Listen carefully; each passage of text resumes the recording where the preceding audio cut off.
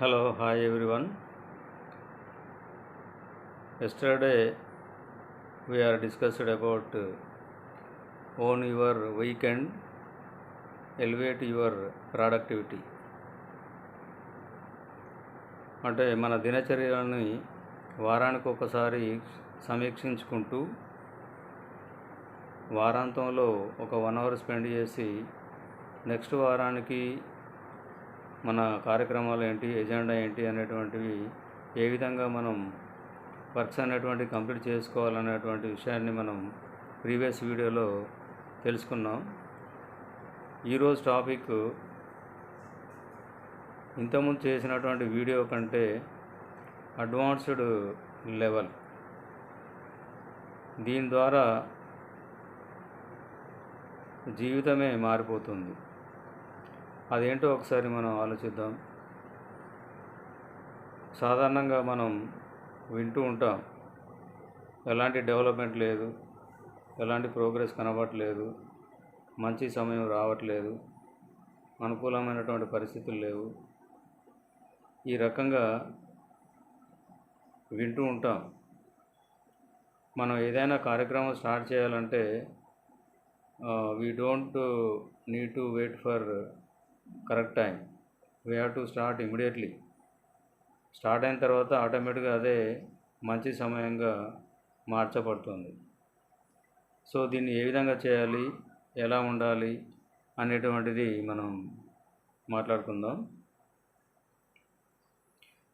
ప్రతిరోజు first hour ఉదయం పూట మనం ఒక 1 అవరు మన కొరకు మనం కేటాయించుకోవాలి. అది ఎలాంటి డిస్ట్రాక్షన్స్ లేకుండా, ఎలాంటి అవాంతరాలు లేకుండా చక్కగా మనం ప్లాన్ చేసుకొని ఆ 1 అవర్లో మనం ఏం చేయాలి అనేటువంటిది నిర్ధారించుకోవాలి. ఎవరైతే ఉదయం సమయాన్ని సరిగా వినియోగించుకుంటారో ఆ డే అంతా కూడా అతని కంట్రోల్లో ఉంటుంది.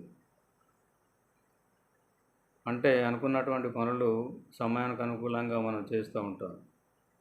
సో ఉదయం మనం లేచిన తర్వాత ఒక 1 అవర్ టైంని, అది 4 to 5 కావచ్చు, 5 to 6 కావచ్చు, 6 to 7 కావచ్చు, ఎలాంటి ఫ్యామిలీ డిస్టర్బెన్స్లు కానీ, పరిసరాల డిస్టర్బెన్స్ కావచ్చు, ఏది లేకుండా మనం ఒక నిర్దేశించినటువంటి స్థలంలో మన జీవిత లక్ష్యాలు ఏంటి, మనం ఏం చేయాలనుకుంటున్నాం అనేటువంటిది నిర్ధారించుకొని దానికి అనుగుణంగా మనం సాధన చేయాలి.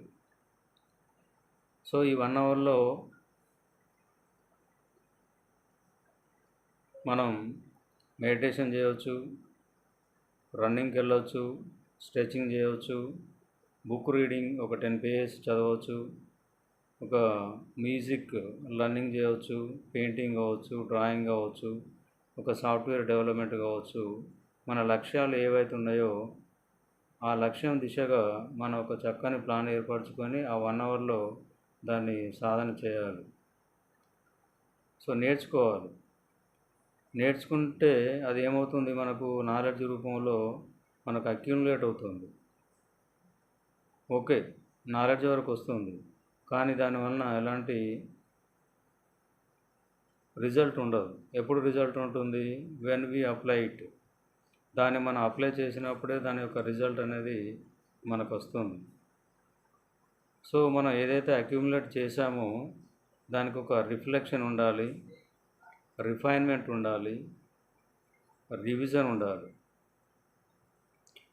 మనం చేస్తున్నటువంటి అది యోగా కావచ్చు, మెడిటేషన్ కావచ్చు, మ్యూజిక్ లర్నింగ్ కావచ్చు, లర్నింగ్ ఇంగ్లీష్ కావచ్చు, లేకుంటే ఏమైనా గేమ్స్ కావచ్చు, ఏవైతే నేర్చుకుంటున్నామో వాటిపైన రిఫ్లెక్షన్ ఉండాలి,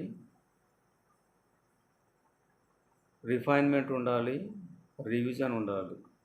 revision is the mother of all skills. అంటే మనం అక్యుములేట్ చేసినటువంటి నాలెడ్జ్ని అందులో ఫిల్టర్ చేయాలి. ఏది ఉపయోగపడుతుంది, దాన్ని ఏ విధంగా ఉపయోగించాలి, ఎలా ఉపయోగించాలి అనేటువంటిది ఆలోచన ఉండాలి. దానికి ఒక కరెక్ట్ డైరెక్షన్ ఉండాలి.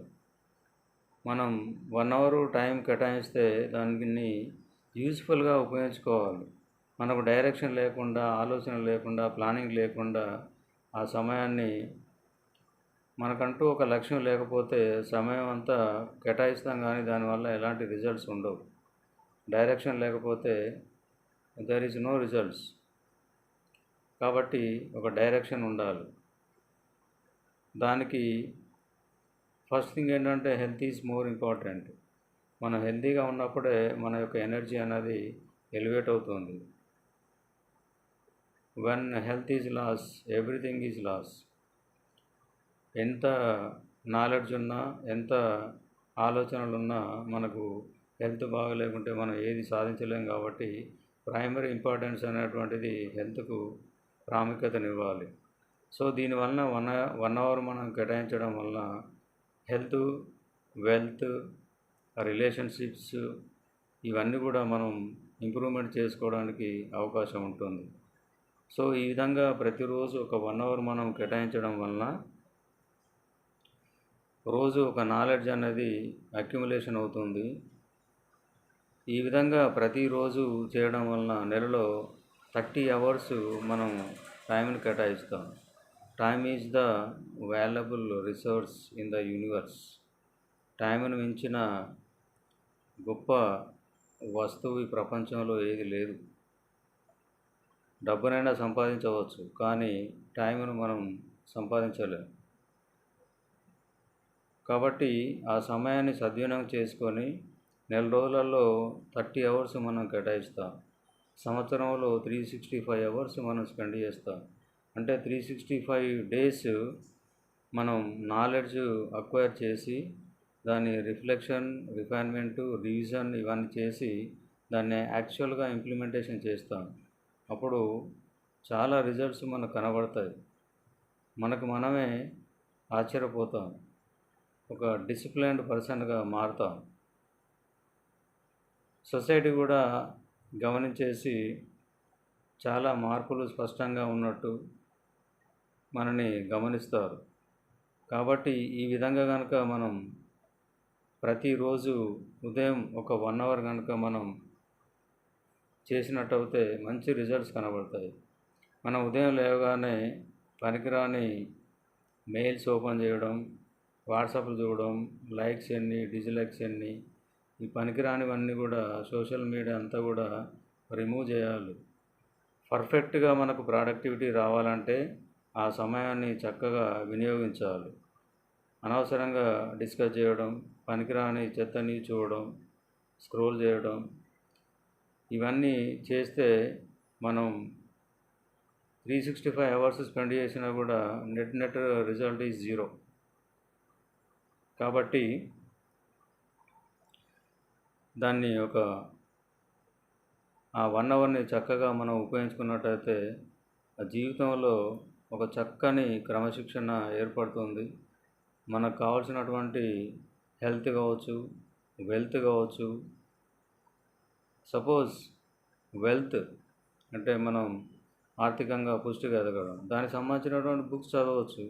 దానికి సంబంధించినటువంటి ప్రిన్సిపల్స్ ఏమున్నవి, దాన్ని ఏ విధంగా ఇన్వెస్ట్మెంట్ చేయాలి, ఏ విధంగా ఇంప్రూవ్మెంట్ చేసుకోవాలి, ఏ విధంగా మనకు ఆర్థికంగా ప్రాఫిట్స్ వస్తాయి, అవన్నీ కూడా నేర్చుకోవాలి, ఇంప్లిమెంట్ చేయాలి, దాని రిజల్ట్స్ అనేటువంటివి పొందాలి. హెల్త్ విషయంలోనైనా అంతే, రిలేషన్స్ విషయంలోనైనా కూడా మనం టైం కేటాయించాలి. సో ఈ విధంగా మనకు అనుకున్నటువంటి అద్భుతమైనటువంటి రిజల్ట్స్ వస్తాయి. కాబట్టి మిత్రులారా, నిన్న మనం మాట్లాడుకున్నది ఓన్లీ వీక్లీ 1 అవర్ మాత్రమే. అంటే సంవత్సరానికి 48 to 50 అవర్స్ మాత్రమే మనం యూటిలైజ్ చేస్తున్నాం. కానీ ఈరోజు తీసుకున్నటువంటి టాపిక్లో మనం 365 అవర్స్ని ఉపయోగించుకుంటున్నాం. కోర్స్ హ్యూమన్ బీయింగ్ మనకైనా ఎమర్జెన్సీ ఉండవచ్చు, ఏదన్నా ఆ రోజు హెల్త్ సహకరించకపోవచ్చు, కొన్ని రోజులు వదిలేసేయండి. కానీ లాంగ్ గ్యాప్ అనేది ఉండకూడదు. కన్సిస్టెన్సీ అనేది చాలా ఇంపార్టెంట్. ఇమ్మీడియట్గా 1 రోజు 2 రోజులు గ్యాప్ వచ్చిందంటే మళ్ళీ థర్డ్ డే కల్లా మనం కంటిన్యూ చేయాలి. అలా కన్సిస్టెన్సీగా మనం చేసినప్పుడే రిజల్ట్స్ వస్తాయి. ఒకే రోజు 5 గంటలు మనం యూటిలైజ్ చేసుకొని నెల రోజుల వరకు దాన్ని మళ్ళీ సాధన చేయకపోతే దానివలన ఎలాంటి ఉపయోగం ఉండదు. So consistency is a very very important factor. So that మనం ప్రతిరోజు ఉదయం ఒక 1 అవర్ని మన కొరకు ఉపయోగించుకొని దాన్ని సాధన చేసినట్టయితే జీవితాలు తప్పకుండా మారుతాయి. అది మిత్రులారా, ఇది ఆలోచించండి, ఆచరించండి, ఆ అద్భుతమైనటువంటి రిజల్ట్స్ను పొందండి. మీ యొక్క అభిప్రాయాలను కూడా షేర్ చేయండి. చేస్తే మీరు ఏ విధంగా దీన్ని అర్థం చేసుకుంటున్నారు, మీకేమైనా సజెషన్స్ ఇవ్వాలని అనిపిస్తుందా, ఇంకేమైనా మీరు చెప్పదలుచుకున్నారో అది సూటిగా కామెంట్స్ రూపంలో తెలియజేయండి. ఫ్రెండ్స్ అందరూ కూడా షేర్ చేయండి. Thank you very much.